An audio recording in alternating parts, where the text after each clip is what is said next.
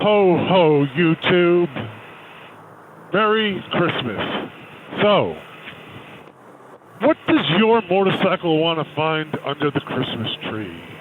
Huh?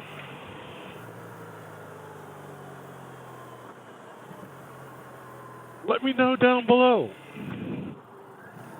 What kind of goodies is your motorcycle going to get this holiday season?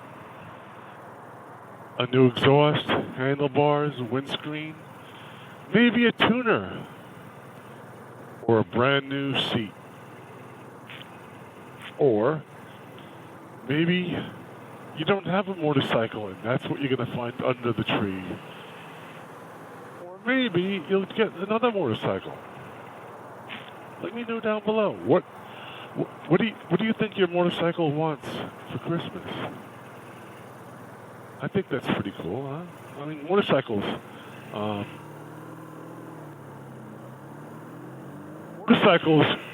celebrate the holidays too, don't they? I mean, they deserve a nice gift. What should it be? Let me know.